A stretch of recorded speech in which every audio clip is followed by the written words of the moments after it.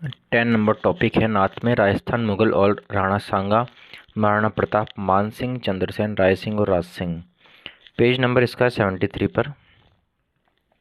भारत में मुगल सत्ता का संस्थापक बाबर था, जिसने 1526 ईस्वी में पानीपत के प्रथम युद्ध में लोदी सुल्तान इब्राहिम लोदी को परास्त करके मुगल साम्राज्य की स्थापना की। आगे के पृष्ठ में हम मुगलों के साथ राणा सांगा, राणा प्रताप, मान सिंह, चंद्रसेन व राय सिंह के संबंधों का अध्ययन करेंगे।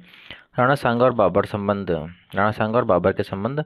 बाबर ने दिल्ली के सुल्तान इब्राहिम लोदी को 1526 ईस्वी में पानीपत के प्रथम युद्ध में हराकर दिल्ली को जीत लिया। साथ ही बाबर ने राणा सांगा पर आरोप लगता है कि इस युद्ध में सांगा ने उसकी मदद का वादा करके भी उसकी मदद नहीं की।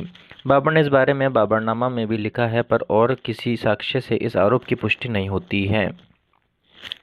राणा सांगा इस समय भारत का सबसे ताकतवर शासक था, अतः उनके व बाबर के मध्य संघर्ष होना अवश्यभावी था। बयाना के युद्ध 16 फरवरी 1527। बाबर के सेनापति मेहंदी ख्वाजा ने बयाना भरतपुर के दुर्ग पर अधिकार जमा लिया। यह सांगा को सीधी चुनौती थी। इस पर राणा सांगा ने बयाना पर आक्रमण कर दिया और मुगल को परास्त करके बयाना को जीत लिया। राणा सांगा की इस विजय ने मुगल सेना में भय कर दिया। ठीक है, राणा सांगा की इस विजय ने मुगल सेना में भय पैदा कर दिया। अब बाबर भी समझ चुका था कि आर पार की लड़ाई लड़नी होगी, और ये लड़ाई हुई खानवा के मैदान में। खानवा के युद्ध 17 मार्च 1527। खानवा के युद्ध सांगा व मुगल बादशाह बाबर के मध्य 17 मार्च 1527 को हुआ। कब हुआ? 17 मार्च 1527 को। ठीक है, बयाना के पास भरतपुर में स्थित बयाना के भरतपुर के वहाँ है, तो वहाँ पे युद्ध हो गया। युद्ध का भी ध्यान रखना कहाँ हुआ। खानवा के युद्ध में कर्नल टॉड के अनुसार राणा सांगा की सेना में 7 उच्च श्रेणी के राजा, 7 राव व 104 बड़े सरदार सम्मिलित हुए। इनमें प्रमुख थे अफगान सुल्तान महमूद लोदी, मेव शासक हसन खां मेवाती, मारवाड़ से राव गंगा का पुत्र मालदेव, बीकानेर से राव जयसी का पुत्र कल्याणमल, आमेर का कछवाहा शासक पृथ्वीराज, ईडर का बहारमल, मेड़ता का रायमल राठौड़, रायसीन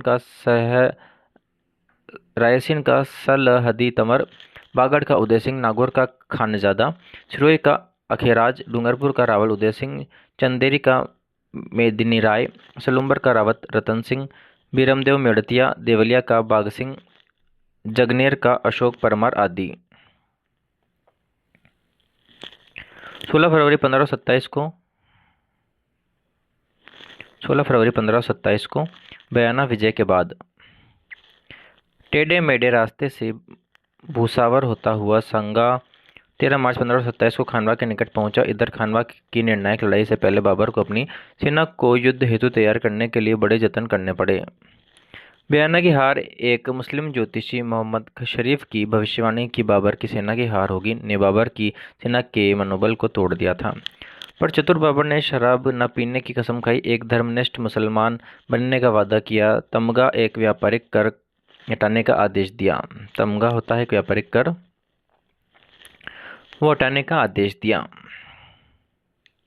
ठीक है, राणा सांगा के विरुद्ध संघर्ष को जिहाद धर्मयुद्ध कहा और अंत में एक जोशीले भाषण से अपने सैनिकों को संघर्ष के लिए तैयार किया। 17 मार्च 1527 ईस्वी को प्रातः 9:30 बजे के लगभग युद्ध आरंभ हो गया। युद्ध के मैदान में राणा सांगा घायल हो गया, जिससे युद्ध का नक्शा ही बदल गया।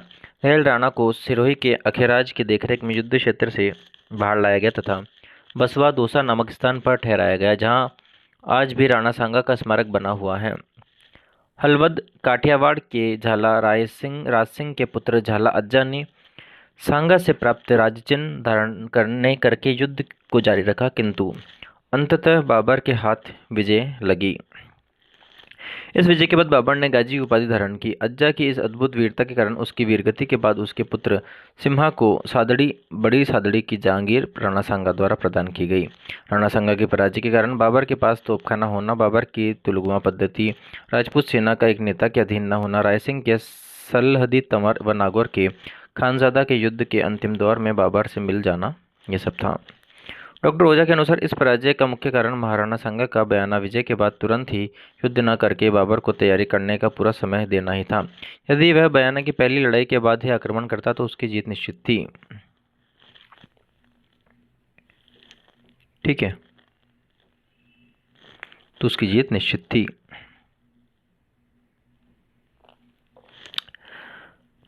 नेक्स्ट है, युद्ध के मैदान से मूर्छित अवस्था में राणा सांगा को पालकी में बसवा दौसा ले जाया गया। कहाँ ले जाया गया? बसवा दौसा ले जाया गया, जहाँ पे जो ही राणा को होश आया वह पुनः युद्ध स्थल पर जाने की जिद करने लग गया, किंतु सांगा के साथी इस हेतु तैयार न थे।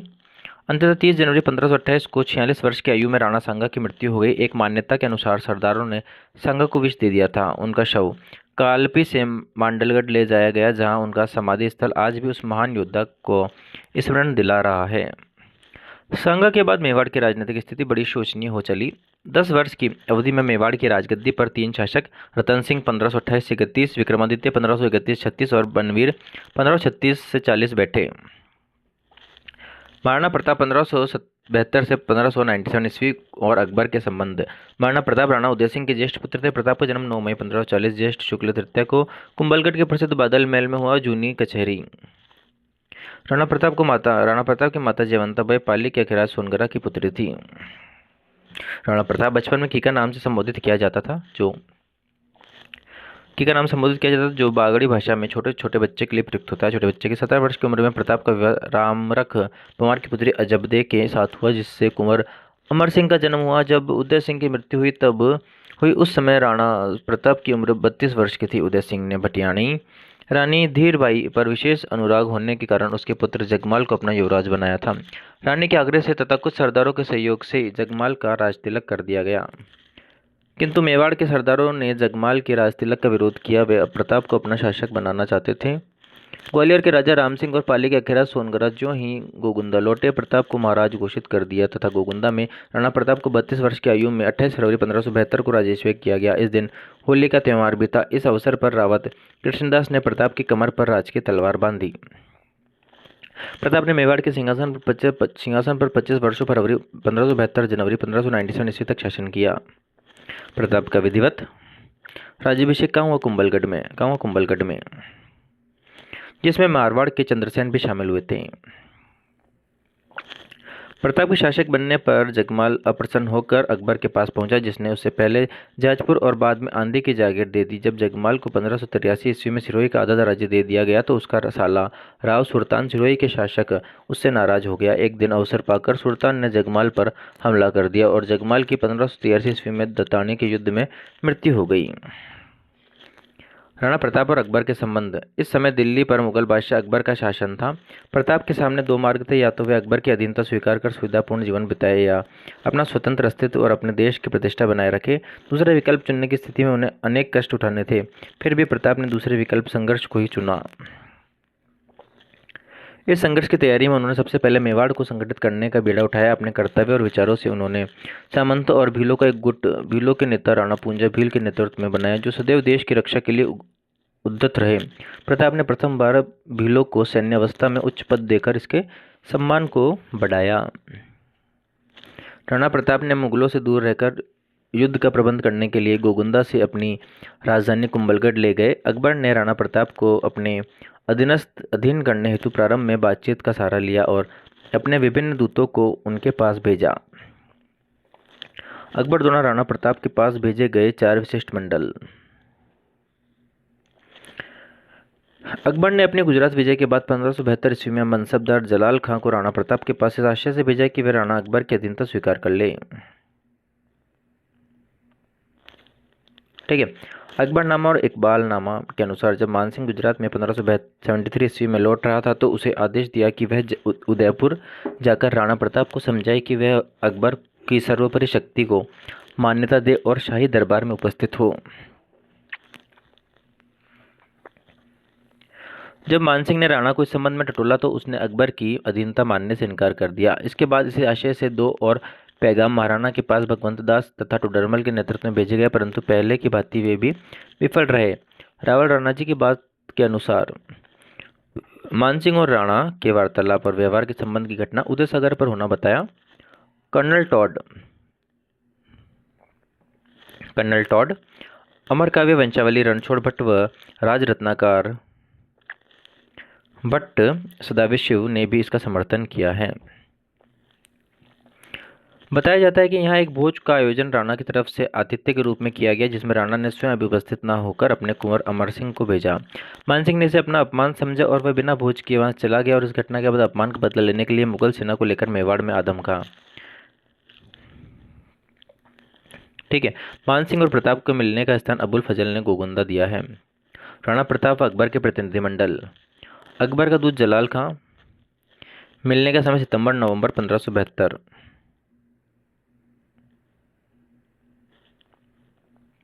मान सिंह जून 1573 ईस्वी। भगवंत दास सितंबर अक्टूबर 1573 ईस्वी। टुडलमल दिसंबर 1573 ईस्वी। हल्दीघाटी राजसमंद का युद्ध 18 जून 1576। राणा प्रताप को मनाने के सभी प्रयास विफल होने पर अंततः अकबर मेवाड़ पर आक्रमण करने की योजना को कार्यरूप में परिणत करने के लिए मार्च 1576 में स्वयं अजमेर पहुंचा एवं मानसिंह को मेवाड़ आक्रमण की जिम्मेदारी सौंपी। अबुल फजल एवं बदायूनी के अनुसार 3 अप्रैल 1576 ईस्वी को मानसिंह अजमेर से रवाना होकर मांडलगढ़, मोही आदि का मुकामों से गुजरता हुआ खमनोर के पास मोलेला गांव पहुंचा। कहाँ पहुंचा? मोलेला गांव।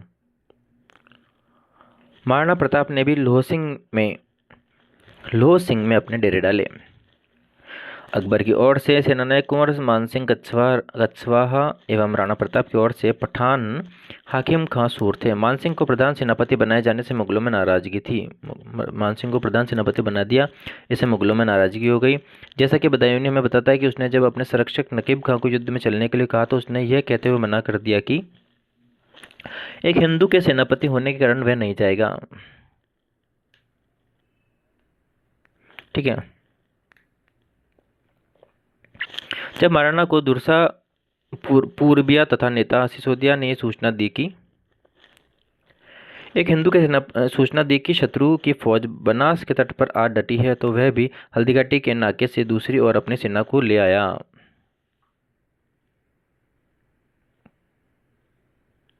ठीक है।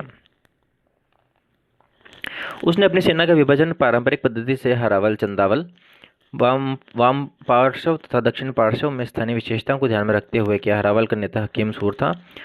उसके सहयोगी मेवाड़ के चुने हुए सामंत थे, जिनमें चलुम्बर का चुंडावत, कृष्णदास सरदारगढ़ का भीम सिंह, देवगढ़ का रावतसांगा और बदनौर का रामदास जयमल का पुत्र मुख्य थे। ठीक है। ग्वालियर का शासक राम शाह दक्षिण पार्श्व में अपने 3 पुत्रों और अन्य योद्धाओं के साथ था। वाम पार्श्व का नेतृत्व मानसिंह झाला ने किया। इसके सहयोगी बड़ी सादड़ी का झाला बीदा और जालोर का मानसिंह सोनगरा अक्षय राज का पुत्र था। ठीक है। चंदावल में पानरवा का पूंजा था और उसके साथी पुरोहित गोपीनाथ, जगन्नाथ मेहता, रतनचंद्र महासानी, जगन्नाथ और सोनियाने के चारण केशव तथा जैसा थे। राणा प्रताप केंद्र में थे और उनके साथ मंत्री भामाशाह और उनका भाई ताराचंद्र थे। ठीक है। कौन थे? उनका भाई ताराचंद्र थे। भील पद्धति अपने तीर कमान, छोटी तलवार और शत्रुओं भील पद्धति अपने तीर कमान, छोटी तलवार और शत्रुओं पर बरसाने के पत्थरों को लेकर आसपास की पहाड़ियों पर पूंजा के नेतृत्व में जा बैठे। 18 जून 1576 ईस्वी को प्रातः युद्ध भेरी बजी। पहला वार इतना जोशीला था कि मुगल सैनिक चारों ओर से जान बचाकर भाग गए। उसने अपने पहले मोर्चे में सफल होने से राजपूत बनास नदी के कांठे वाली मैदान में, जिसे रक्त ताल कहते हैं, आ जन्मे। यद्यपि ग्वालियर के राजा राम सहाय की सलाह थी कि मुगल सेना से आमने सामने लड़ने के बजाय उन्हें गुरिल्ला युद्ध में उलझा कर हराया जाए, पर उसकी बात न सुनी गई। दोपहर का समय हो गया। युद्ध की गर्मा गर्मी को, जैसे बदायूनी लिखता है, सूर्य ने अपनी तीक्ष्ण किरणों से अधिक उत्तेजित कर दिया, जिससे खोपड़ी का खून उबलने लगा। सभी ओर से योद्धाओं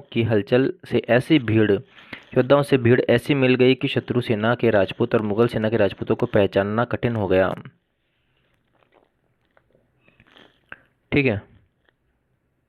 आगे इस समय बदायूनी ने आसफ खां मुगल सेनापति से पूछा कि ऐसी अवस्था में हम अपने और शत्रु के राजपूत की पहचान कैसे करें। उसने उत्तर दिया कि तुम तो अपना वार करते जाओ, चाहे जिस पक्ष का भी राजपूत मारा जाए, इस्लाम को हर दशा में लाभ होगा। इस युद्ध का एक रोचक पहलू दोनों पक्षों के हाथियों के बीच जोरदार संघर्ष भी रहा। मुगलों की ओर से गजमुक्ता, गजराज व रणमंदार नामक हाथियों को प्रयुक्त किया गया। वहीं राणा प्रताप ने लूणा व रामप्रसाद नामक हाथियों को मैदान में उतारा। रामप्रसाद नामक हाथी संघर्ष में मुगलों के हाथ लगा, जिस पर मुगल सेनापति हुसैन खान ने कब्जा कर लिया था। इसका नाम बदलकर पीर प्रसाद रख दिया गया। इस हाथी युद्ध का वर्णन अबुल फजल व बदायूनी दोनों ने किया। ठीक है, इस हाथी युद्ध का वर्णन दोनों ने किया, अबुल फजल बदायूनी दोनों ने किया। इधर दूसरी ओर राणा प्रताप जो अपने प्रिय घोड़े चेतक पर सवार था ने मानसिंह जो मर्दाना नाम हाथी पर सवार था पर आक्रमण कर दिया। राणा प्रताप के घोड़े चेतक ने अपने अगले दोनों पैर मर्दाना के मस्तिष्क पर टिका दिए और राणा प्रताप ने भाले से मानसिंह पर आक्रमण किया, पर मानसिंह झुककर बच गया। इस आक्रमण का वर्णन अमर काव्य वंशावली में मिलता है। इस समय मानसिंह के हाथी की सूंड से बंधी तलवार से चेतक के पैर पर चोट लगी तथा वह घायल हो गया।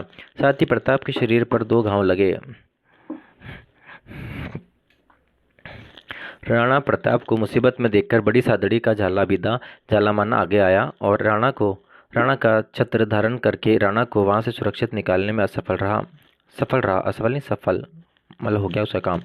शत्रु सेना झालाविदा को राणा प्रताप समझकर टूट पड़ी और वह वीरगति को प्राप्त हुआ। टूटे टांग के घोड़े से राणा अधिक दूर नहीं पहुंचा था कि मार्ग में ही घाटी के दूसरे नाके के पास चेतक की मृत्यु हो गई। यह स्थान बलीचा था जहां राणा ने उसकी समाधि बनवाई। बलीचा राजसमंद में आज भी चेतक की समाधि स्थित है। इस घटना के साथ बताया जाता है कि शक्ति सिंह भी जो मुगल दल के साथ उपस्थित था, किसी तरह बचकर जाते हुए राणा के पीछे चल दिया और अपने घोड़े को उसे देकर अपने कर्तव्य का पालन किया। इस घटना का उल्लेख अमर काव्य वंशावली तथा राज प्रशस्ति में मिलता है। अबुल फजल इस युद्ध को खमनोर का युद्ध तो बदायूनी ने अपने ग्रंथ मुंतखब उत तवारीख में इसे गोगुंदा का युद्ध कहा है। कर्नल टॉड ने इसे हल्दी घाटी का युद्ध कहता है और हल्दी घाटी की तुलना में यूनान के प्रसिद्ध थर्मोपल्ली के मैदान से करते हुए इसे मेवाड़ की थर्मोपल्ली कहता है। इस लड़ाई के उपरांत ही राणा प्रताप राजस्थान व भारत में अन्य प्रदेशों में प्रांतीय स्मरणीय बने। इनकी ख्याति सारे भारत में फैल गई। क्रांतिकारी बंगालियों ने भी राणा को अपनी प्रेरणा का स्रोत माना। कर्नल टॉड का ऐतिहासिक ग्रंथ बंगालियों का सर्वाधिक प्रिय ग्रंथ बना। इतिहासकार आर.सी. मजूमदार ने राणा के संघर्ष में जीवन पर प्रकाश डालने हेतु राजपूत जीवन संध्या नामक उपन्यास लिखा। विख्यात क्रांतिकारी लेखक बंकिम चंद्र ने राजसिंह उपन्यास तथा मेवाड़ के 2 शक्तिशाली महाराणा नामक अमूल्य ग्रंथ लिखा।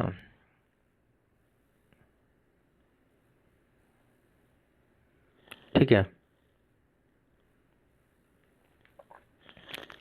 बंगाल के सर्वविख्यात कवि मधुसूदन ने प्रताप की उपलब्धियों पर अपनी लेखनी चलाई।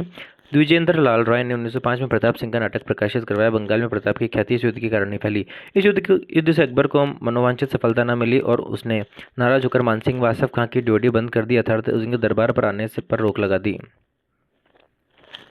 हल्दीघाटी युद्ध के बाद मानसिंह को गोगुंदा से वापस बुला लिया गया तथा राणा प्रताप ने अवसर का फायदा उठाकर गोगुंदा पर अधिकार कर लिया। सितंबर 1576 में जब अकबर अजमेर आया ख्वाजा की दरगाह पर, तो वह इस दौरान स्वयं गोगुंदा पहुंचा और राणा से गोगुंदा वापस प्राप्त कर लिया। अकबर नवंबर 1576 ईस्वी में उदयपुर आया और उसने उदयपुर का प्रशासन जगन्नाथ कछवा व फखरुद्दीन को सौंपा। कुंभलगढ़ का युद्ध 1578 ईस्वी। हल्दीघाटी के युद्ध के बाद राणा प्रताप ने कुंभलगढ़ को अपना केंद्र राजधानी बनाकर मुगल स्थानों पर आक्रमण करना शुरू कर दिया। इससे कुद्र होकर अकबर ने 1577 ईस्वी में शाहबाज खां के नेतृत्व में एक सेना मेवाड़ की ओर भेजी। शाहबाज खां ने 1578 ईस्वी में कुंभलगढ़ पर आक्रमण किया। भीषण संघर्ष के बाद 3 अप्रैल 1578 को शाहबाज खां ने कुंभलगढ़ दुर्ग पर अधिकार कर लिया। किले की रक्षा करते हुए राव भाण सोनगरा पेज नंबर 76 पे लिखा हुआ है, एक बार चेक कर लेते हैं। राव भाण सोनगरा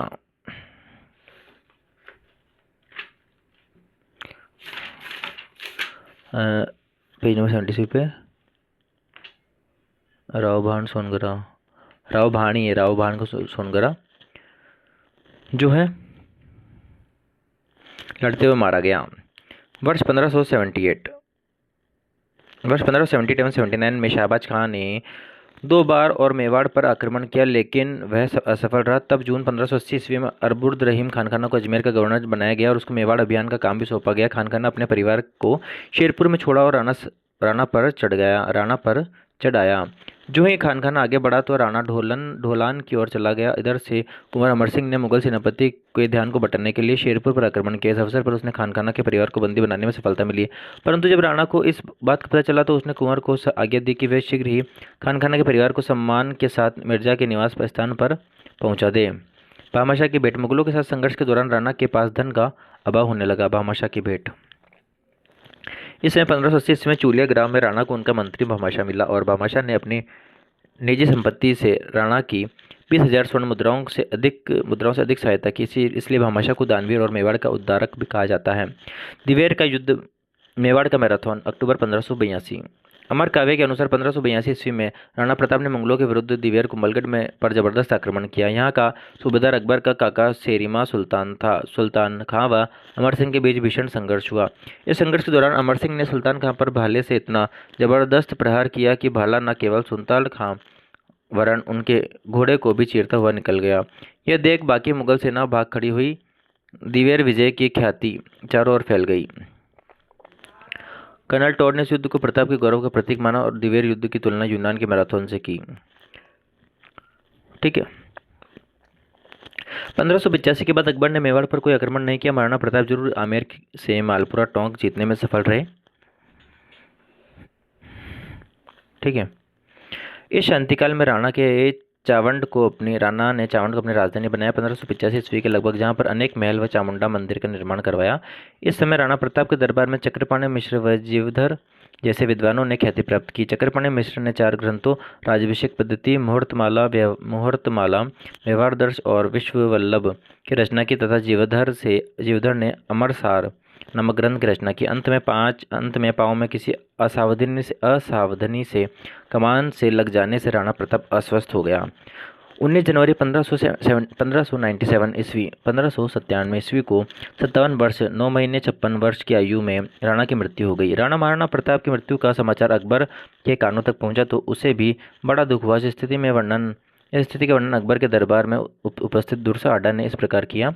अस लोगो अनदाग, पांड लोगो अन्नामी, गो आड़ गवड़ाए, जिको भैतो धुरवामी, नव रोजे न गयो, न गो आतसा नवल्ली, न गो झरोके हेठ, जेठ दुनियान दहली, गहलोत रण जीती गयो, दसन मूंद रसना डसी, निसास मूक भरिया नैन, तो मृत सा प्रतापसी।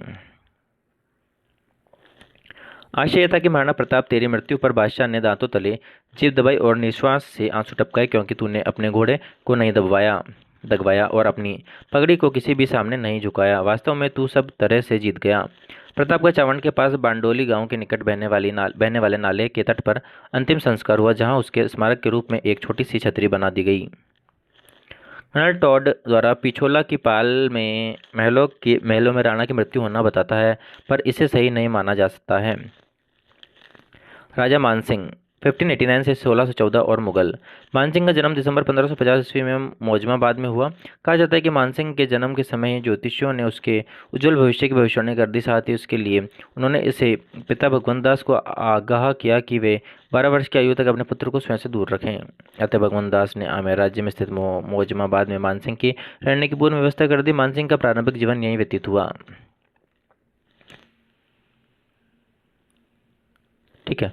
1562 ईस्वी में मानसिंह अकबर के संपर्क में आया और अकबर उसकी योग्यता से बड़ा प्रभावित हुआ। इस प्रकार मानसिंह 12 वर्ष की आयु में 1562 ईस्वी मुगल साम्राज्य की सेवा में प्रविष्ट हो गया और जीवन पर्यंत तथा 1614 ईस्वी तक मुगल सेवा में रहा।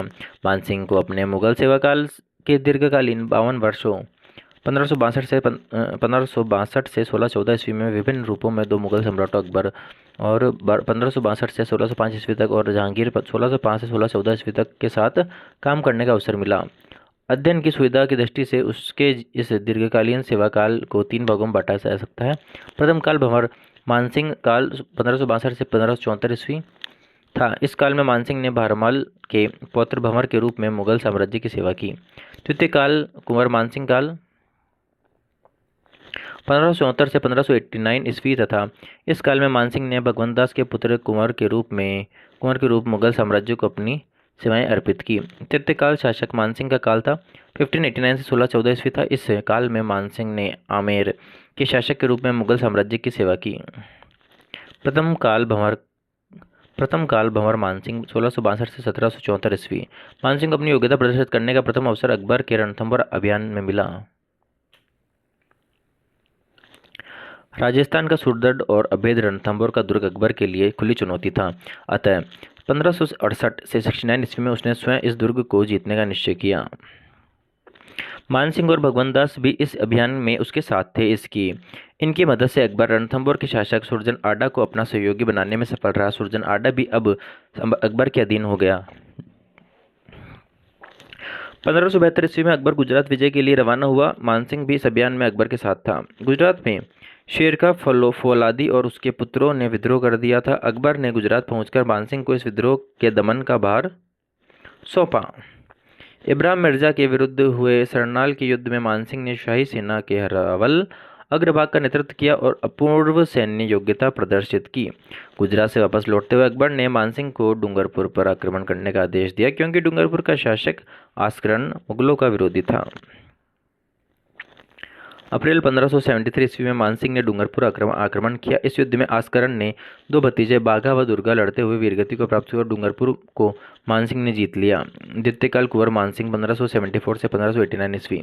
इस कालखंड में सबसे बड़ी घटना मानसिंह का राणा प्रताप के विरुद्ध अभियान 1576 ईस्वी था, जिसका हम पूर्व में अध्ययन कर चुके हैं। काबुल के मिर्जा हाकिम के विद्रोह की दमन 1581 ईस्वी। इस काल की मानसिंह एक बड़ी सफलता थी। मानसिंह काबुल का सूबेदार 1585 ईस्वी। मानसिंह द्वारा दमन के पश्चात मिर्जा हाकिम ने पुनः कभी विद्रोह नहीं किया, किंतु जुलाई 1585 ईस्वी में उसकी मृत्यु के पश्चात उसके सरदारों ने मुगल प्रभुता को त्याग कर काबुल में स्वयं का शासन स्थापित कर लिया। पर एक बार फिर मानसिंह ने काबुल में विजय प्राप्त की और मिर्जा हाकिम के सरदारों को घुटने टेकने को बाध्य किया। इसी विजय के प्रतीक के रूप में आमेर जयपुर रियासत ने पचरंगी ध्वज को अपनाया था। मानसिंह ने इस कार्य से प्रसन्न होकर अकबर ने उसे काबुल की सूबेदारी सौंपी। बिहार की सूबेदारी 1587 ईस्वी में अकबर ने मानसिंह को बिहार का सूबेदार नियुक्त किया। इस समय बिहार में घोर अराजकता व्याप्त थी।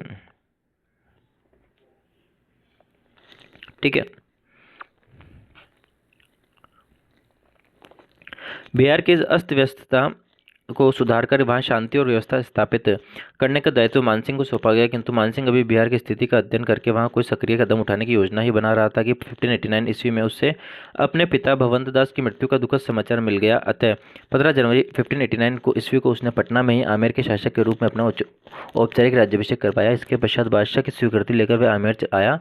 वहाँ उसने विधि पूर्वक आमेर का शासक बनाया गया। इस अवस्था पर अकबर ने मानसिंह को राजा की उपाधि और 5000 का मनसब प्रदान किया। कुछ समय पश्चात मानसिंह अपने शाही दायित्वों का निर्वाह करने वापस बिहार लौट आया। तृतीय काल राजा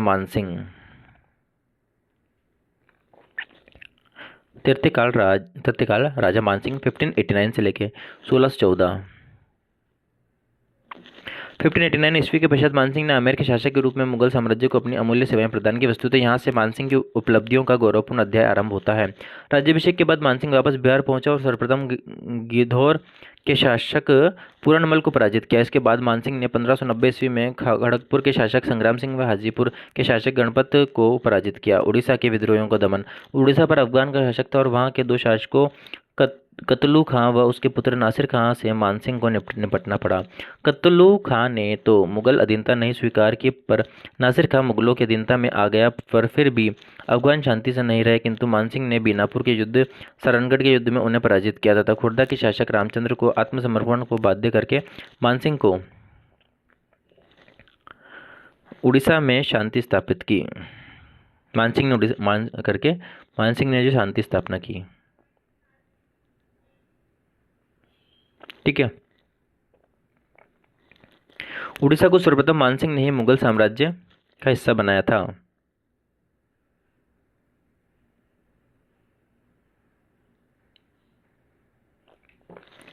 अकबर मानसिंह की इन सफलताओं में से बड़ा प्रसन्न हुआ। वह फरवरी 1594 ईस्वी में अकबर ने मानसिंह का लाहौर में भव्य स्वागत व सम्मान किया। बंगाल की सूबेदारी 1594 ईस्वी। बिहार के सूबेदार के रूप में मानसिंह की सेवाओं से प्रसन्न होकर अकबर ने 17 मार्च 1594 ईस्वी को सद्दे खां के स्थान पर मानसिंह को बंगाल का सूबेदार बना दिया। मई 1594 ईस्वी को मानसिंह बंगाल के लिए रवाना हुआ। वहां पहुंचकर उसने विद्रोहियों के दमन की निश्चित योजना बनाई। सर्वप्रथम उसने टाडा के स्थान पर राजमहल अकबरपुर को बंगाल की राजधानी बनाया। ठीक है, पेज नंबर 78 तक हुआ है। पेज नंबर 73 से